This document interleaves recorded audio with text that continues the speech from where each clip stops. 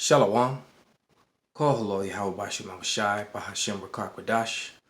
The bonds are to the apostles and the elders. Salutations to all my fellow laborers doing this work in truth and sincerity, risking their lives and their freedom to do so now more so than ever. To the scattered, hopefully elect, that are scattered around the four corners of the earth, that be like unto the speckled bird. That are scattered among the heathen. To the Akwaf that are listening and learning. To you I say Shalom. This is your brother Malcolm from the branch of the Great Millstone here in Chicago. I'm going to open with scripture. This is 2nd Ezra 6 and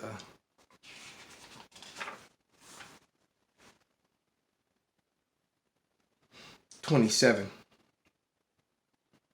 And it reads, "For evil shall be put out, and deceit shall be quenched. And as for faith, it shall flourish, corruption shall be overcome, and the truth, which have been so long without fruit, shall be declared." And the truth is being declared in the earth. The vibration of the truth is moving through the earth, and that's what's causing, and it's causing the curses to fall upon Edom, and this controversy of Zion, this fight, this debate over who the Israelites are, which should make all you people in all these other religions think. All right, they didn't put the Nation of Islam on TV. They didn't put the 5%ers on TV. They didn't put Kemet on TV. What are they? They don't have campaigns coming against Kemet. They don't have campaigns coming against Islam. The campaigns are coming against the Israelites because that's the one thing that they don't want you to be, which is exactly who and what you are. And I'm talking about so-called Negroes in America, so-called Native Americans, and the so-called Latinos, because you got people out here that are still pushing that black-only doctrine. Which, number one, there's no such thing as black people. Number two, there's actually more biblical evidence that the natives fit the curses and the historical proof of the relics that was found among them. It was more found among the natives than it was among the Negroes, so-called. And it wasn't until the men of the Great Millstone brought that out, because, we were the main people on the internet. They brought all that evidence out, but you know what? That's another lesson for another time. I don't want to go off into that because that wasn't what this lesson was to be about. So let me get back on course. Basically, this lesson is just to prove that Judah, Benjamin, and Levi, we're talking about the so-called Negroes, were in Rome, were in Greece. So when they show you all these movies up to date, you notice that they're putting more and more colored people, so-called, in these movies, even in the Renaissance period. And then, as a matter of fact, the book that's lying down renders the evidence of that. But what they're trying to do is control the narrative. You see, because clearly destroying the nose off this statue couldn't hide this so-called Negroid feature. So what they did was when they write into the book, as you read it, let me just read some of it. It says, "It is quite clear that the classical word came to know blacks by the way of the Nile Valley. The evidence set forth in the preceding chapters is abundant proof of this." And this is them trying to control the narrative.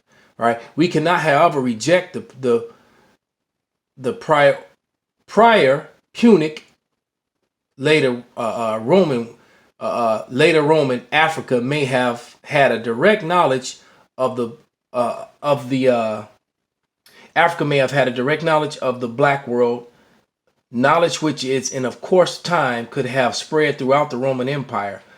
For this reason, it seems appropriate to devote the special study of representation of black in the art of ancient North Africa after evaluating as far as possible the likelihood of the contact between the Lipko-Punic and later the Lipko-Roman world and the world of blacks. All right. So we read in the last, I don't know if it was in the last one or the one before. Actually, it was probably the one before that. I read the definition of Ham from the Young's Dictionary Bible. And there is a separation between the dark races, which are really brown, different shades of brown. As you can see the images of the men on the book, they're brown. Their skin is not black. No one's skin is black. All right. That shadow in the picture in front of you is black at the bottom. No one's skin is that color. People are different shades of brown and people are different shades of red. So all they're trying to do here is they're trying to make these black people, these so-called black people that are in this Roman and Greek society at this time, this book reveals the images of their presence. So they can't deny that. But what they're trying to do is make them African. But let's go to the Bible. All right. Because what we're telling you is that was and not to say that there weren't some Africans there. All right. But the Bible clearly lets you know that the men of the Lord were men of color, mostly dark brown. All right. This is Acts 13 and 1. So we're talking about Jews here. Judah, Benjamin, and Levi, which the Romans ignorantly called the Jews because they couldn't discern the difference between a Levite, between a Benjamite, and between a Judite. So they referred to them all as Jews because it was the kingdom of Judah. So they just shortened it up. And that's where that term Jew comes from. Jew is just a byword out of Judah. All right. But this is Acts 13 and 1. And it reads, "Now there were in the church that was at Antioch certain prophets and teachers, as Barnabas and Simeon, that was called Niger, and Lucius of Cyrene, and Manaen, which had been brought up with Herod the Tetrarch and Saul." All right. So the disciples, the men of the Lord, were referred to as Niger. And actually, I've done this before. This is more so for what is a review for the people who know this truth, and then for you new watchers, that you may learn. So I'm going to grab this dictionary behind me. This is the Winston Simplified Dictionary Encyclopedic Edition 1933. Going to bring it into the frame. Call this Exhibit B. All right. The Winston Simplified Dictionary Encyclopedic Edition 1933. All right. And we're going to look up the word nigger. And I'm going to read it through the through the camera lens so that all may see. And so that you can see the phonetic spelling and pronunciation of the word nigger. All right. And the different spellings of it. And how it's the very word that's in the Bible, because people will say Niger or Niger, and it's not. It's actually pronounced nigger, and I'm about to prove it. All right. Let's bring that into focus. All right. Let's read it through the camera. It says nigger, Nigger. And we'll look at the pronunciation. Niger. Same as in the Bible. All right. It says a Negro, dark-skinned one. A Negro, now usually a contemptuous or vulgar term. Any dark-skinned persons prevailing among or characteristic of American Negroes. All right, so it says now it's a vulgar term because it wasn't a vulgar term in times past. It was just simply, a description, someone who was dark skinned, so that you knew that it was talking about someone who was really dark, who was brown. All right, not light brown, tan, or light skin yellow, which all those are derivatives of brown, but dark brown, like the images you see before you. That's straight out the Bible, and that's straight out of the dictionary. Hence the reason why this definition is no longer in dictionary modern day. So, the new books have all been revised, and revised are just basically lies. When they revise a book, that's because they're trying to hide information. All right. So I'm going to turn the page. All right. And show you something, because what brought this on? I was planning on doing this anyway, but I was watching. I was on Netflix and looking for something to watch, and I started watching old episodes of Spartacus, and got to the portion of the gladiators, and even in Spartacus, the majority of the gladiators and the Roman soldiers, were Edomites. Well, what you're looking at right here before your face is a mosaic of gladiatorial games, and let's see if I can, if you can see them right there at the top. Those are all Negroes. Every one of them. The ones that are being given unto the beast, that are chained up, and the ones that are fighting the beast, and the ones that are in the middle. All right. There's a larger image of this further back in the book. But those are all so-called Negroes in the arenas. The same way that is so-called Negroes in the arenas today. All right. Because what would sports be here in America without the presence of the American Negro, so-called, which is the Hebrew Israelites?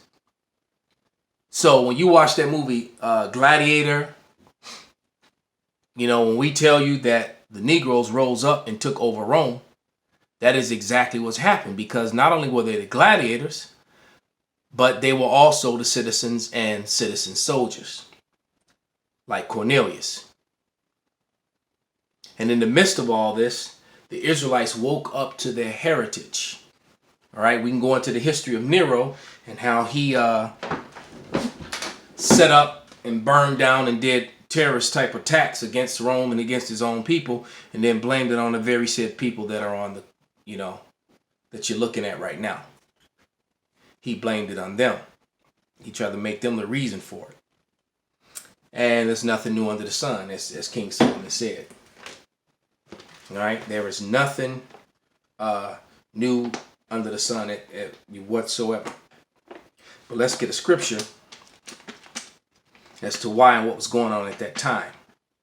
Because they, in that book on the prior page, they tried to say that, the Negroes migrated into North Africa. No, they look, when I was watching that Spartacus, one of the places where they were taking place was Cappadocia. That's also a place where a lot of the Jews were, and that they were returning to. And that was in that, the island of Crete. That was actually Asia Minor. Now they claim it as because that's just above Syria and Iraq. All right, and that was called Asia Minor. It wasn't called Europe, as it's kind of looked at as being Europe today. It wasn't called that. That portion of land there, that landmass, where it's set. But let's get a scripture. Acts, I believe it's Acts 18:1, if I'm not mistaken. Because you're looking at Jews, man. All right. Yeah, this is Acts 18:1. And it said, after these things, Paul departed from Athens and came unto Corinth, and found a certain Jew named Aquila. So he had a Greek name, and they were going back and forth from Greek cities. All right. Born of Pontus, lately come from Italy, and his wife Priscilla, because Claudius had commanded all Jews to depart from Rome, and came unto them. And then when you look into the history behind that, Claudius had all the Jews removed from Rome because of aggressive street teaching. What were they teaching? They were teaching that the kingdom of heaven is at hand. All right. And by teaching the kingdom of heaven is at hand, what that meant was they were telling that people who were all Hellenized, like we're looking at the ones here, to come back to the law, statutes, and commandments, to come back to the Bible, to come back to our way of life, to come back to our heritage. Same thing that's going on now. And now what are they doing? The powers that be, just like Claudius, are slowly but surely fabricating information and a campaign against us simply for preaching that the kingdom of heaven is at hand. And that's what it is. Okay?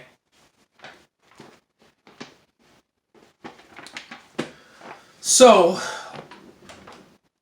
this lesson could just go on and on and on, but I'm not going to stretch it out because there's other more images in this book, and I'm just going to go into it and continue to do these strategic hits like this. This is guerrilla warfare, guerrilla tactics with the scriptures, hitting all the points which that Esau Edom has lied about, to prove that he's a liar, and to prove that he is not a Jew, he is not an Israelite, and that they are indeed Edom Idumea.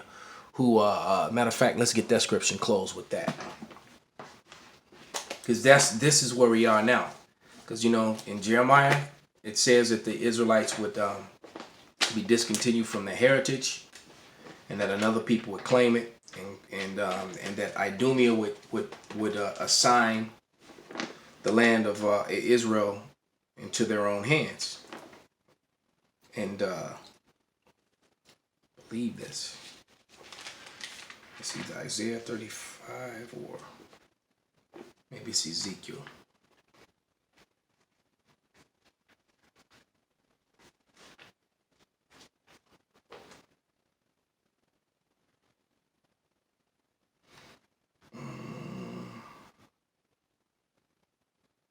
Yes, it's Ezekiel 36 and 5, and it reads, "Therefore thus saith Yahweh power, surely in the fire of my jealousy I have spoken against the residue of the heathen and against all Idumea." This is a future prophecy which has come to pass. And it says, "which have appointed my land into their possession." Who's in the land of Israel? Idumeans. The Bible said the Idumeans would appoint the land of Israel into their hands. All right? "And with all the joy of their heart and despiteful minds to cast it out for a prey." So Israel was casted out for a prey, and now the Idumeans have appointed it into their hands. And then that prophecy goes further in Joel. It tells you that they would part the land. And it is parted. It's parted between Ishmael and Edom, and neither one of them belong there. So with that, we give all praises, glory, and honor unto Yahweh Bashim Nabashai, by Hashem Rakak Wadash, Wa Abba Babal. Shalom.